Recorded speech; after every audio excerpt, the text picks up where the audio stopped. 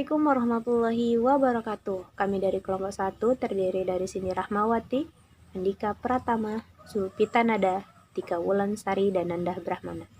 Pada video kali ini kami akan menjelaskan tentang aliran-aliran yang ada dalam filsafat ilmu.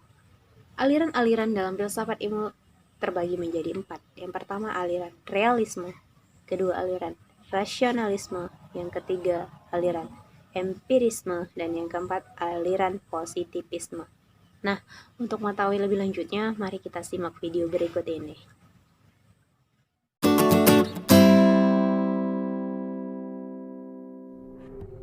Realisme. Realisme adalah aliran seni yang mengangkat peristiwa keseharian yang dialami oleh orang kebanyakan.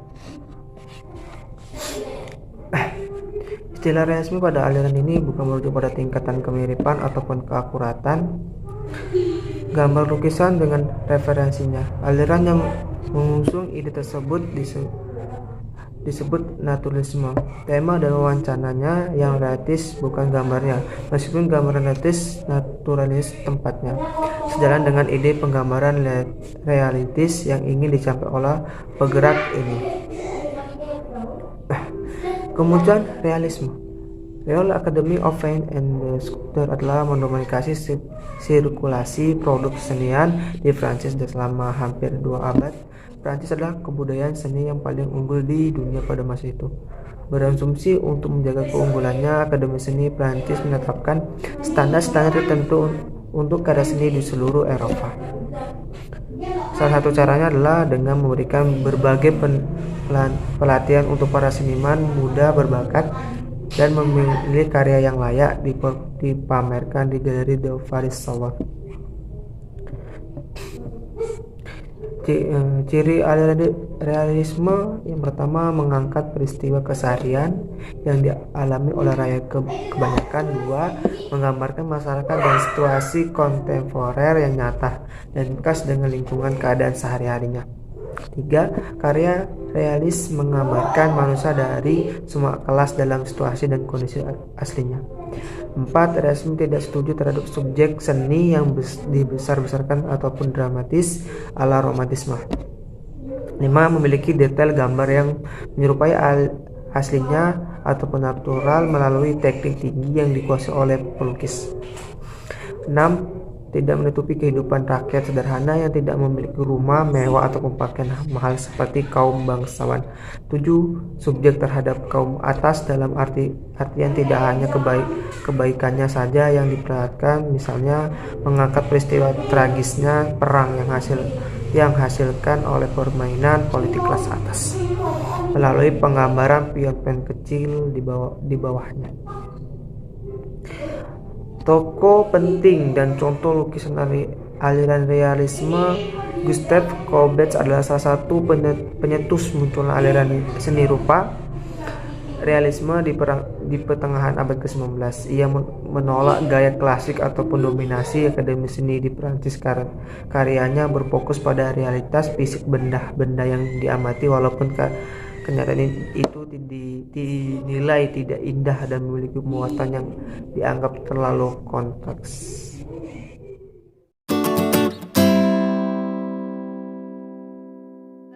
Aliran rasionalisme.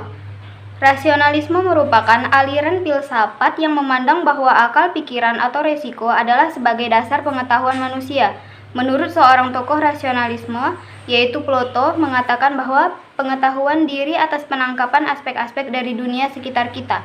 Aspek-aspek itu bersifat menetap dan telah ada pada kita. Itulah yang disebut dengan idea. Oleh karena itu, belajar menurutnya bukanlah memperoleh pengetahuan baru, akan tetapi menyadarkan kita kepada pengetahuan yang ada pada kita. Dengan kata lain, memperoleh pengetahuan itu pada hakikatnya adalah mengingat kembali. Contohnya, bagaimana kita dapat membuat segitiga 2 kali lebih besar? Untuk menjawab pertanyaan tersebut, kita harus mengingat prinsip-prinsip ilmu ukur yang ada pada diri kita. Selanjutnya, tokoh rasionalisme yang lain, Descartes, mengatakan bahwa ia selalu meragu-ragukan sesuatu. Menurutnya, segala pengetahuan yang dimilikinya selalu meragukannya. Dengan kesangsian terhadap kebenaran, maka Descartes memutuskan untuk mempersoalkan segala sesuatu dengan metode kesaksian, yaitu dimulai dengan kesaksian yang sistematik tentang sesuatu dan berusaha untuk mendapatkan apa yang mustahil dapat disangsikan. Descartes juga menemukan kriteria pengetahuan yang tidak diragukan lagi, sehingga tercapai pada suatu kepastian yang didambakannya. Untuk tercapainya suatu kepastian, ia mengajukan suatu tes. Descartes mengatakan bahwa kalau saya menemukan satu segi saja dari pengetahuan yang meragu-ragukan saya, maka saya akan menolak pengetahuan yang didasarkan pada pengalaman. Karena pengetahuan itu dipandangnya tidak kokoh, tidak memenuhi 3 macam kriteria yang dikemukakannya, yaitu 1. Apa yang disebut silap mata, yaitu sebagai manusia pasti ada keterbatasan dari alat indera dimilikinya. 2. Berkhayal atau bermimpi, yaitu bahwa manusia dapat tidak sadar dan bermimpi. Dengan demikian, kita tidak bisa menjamin bahwa manusia tidak bermimpi atau tidak sadar pada suatu saat. Jadi, dunia kita ini, baik dunia jaga maupun dunia impian, selalu didasarkan pada aturan tertentu. 3. Manusia diciptakan oleh Tuhan, tetapi siapa yang menjamin bahwa Tuhan itu memberi kemungkinan pada manusia dapat mengalami sesuatu yang benar? Maka demikian ucapan Descartes itu tidak sesuai dengan keyakinan agama bahwa Tuhan Maha Sempurna dan Maha Kuasa. Karena pengetahuan melalui alat indera tidak memuaskan Descartes, maka ia sampai pada suatu kegelisahan. Ia mengatakan bahwa kerap kali keyakinan yang suatu pada diri kita yang disenangi ternyata tidak benar. Namun bagaimana Descartes sampai kepada kepastian bahwa ia berpikir maka ia ada, yaitu bahwa manusia itu adalah makhluk berpikir. Mengapa hal itu dianggap mutlak dan tidak pasti? Descartes menjawab, ia memperoleh kepastian itu karena hal itu bagiannya sudah jelas dan tegas, atau tidak meragukannya lagi. Pengertian jelas dan tegas yang dimaksudkan Descartes adalah sebagai berikut. Saya akan menyebut sesuatu dengan tegas kalau hal itu dapat saya batasi pada hal yang jelas itu, dan dapat dibedakannya dari hal-hal yang lain. Pengetahuan itu baru jelas bila telah menjadi masalah bagi kita, dan ia akan menjadi tegas apabila dapat dibatasi pada hal-hal yang jelas dari pengetahuan itu. Selanjutnya, Descartes mengemukakan bahwa untuk mencapai kebenaran yang mutlak itu harus ada yang menjamin. Yang menjamin itu dikatakannya adalah Tuhan. Menurut Tuhan adalah ide tentang makhluk hidup yang sempurna, dan hal itu sudah mutlak baginya.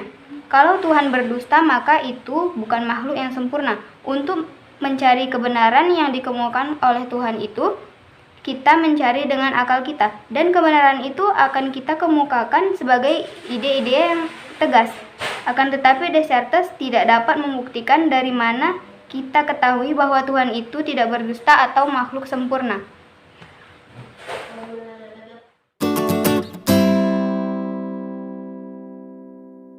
Saya akan menjelaskan apa itu aliran empirisme. Empirisme merupakan suatu aliran dalam filsafat yang tertuju pada keduniaan, yang menentang sikap mementingkan dogma agama yang kaku. Ada 3 pendukung teori ini. Yang pertama adalah John Locke. Menurut John Locke, pengetahuan itu bukanlah telah ada pada kita, tetapi ada di luar diri kita dan datang kepada kita melalui alat indera. Yang kedua adalah George Berkeley. Menurut Berkeley, sesuatu ada karena diamati. Kalau tidak diamati, maka tidak ada. Yang ketiga adalah David Hume. Dia adalah seorang penganut skeptisisme dan agnostik. Skeptisisme adalah sikap menangguhkan pertimbangan tentang suatu sampai analisa kritik tentangnya dapat diperoleh. Sedangkan agnostik adalah orang yang berpendirian bahwa adanya Tuhan itu tidak dapat dibuktikan dan tidak dapat dibohongkan.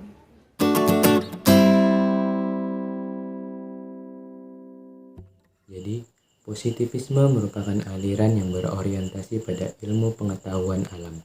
Timbulnya filsafat positivisme adalah sebagai reaksi terhadap spekulasi teologis dan metafisis filsafat Hegel. Aliran positivisme ini memberikan tekanan kepada fakta, kepada bukti-bukti konkret, kepada suatu yang diverifikasi. Tokoh-tokoh utama aliran positivisme ini yakni Auguste Comte dan John Stuart Mill. Auguste Comte berpandangan bahwa alam pikiran manusia berkembang menjadi 3 tahap. yakni religius, metafisis, dan positivisme. Pada tahap religius, segala sesuatu diterangkan dari sudut pandang adanya pengaruh dan sebab-sebab yang melampaui kemampuan dan kodrat manusia. Manusia memandang suatu dari sudut keyakinan, baik politisme ataupun metodisme. Pada taraf metafisis, segala sesuatu diterangkan oleh manusia melalui abstrak, melalui perenungan metafisis. Pada tingkat positivisme, segala sesuatu ingin diterapkan dari sudut pengetahuan yang bertolak dari hukum sebab akibat yang sudah deterministis. Menurut Comte, ilmu pengetahuan termasuk ilmu masyarakat haruslah bersemangat positivisme. Artinya pada dialami dan dapat dibuktikan dengan fakta-fakta yang berdasarkan hukum kuasalit. Comte sendiri adalah ahli sosiologi dan dipandang sebagai bapak ilmu sosiologi modern.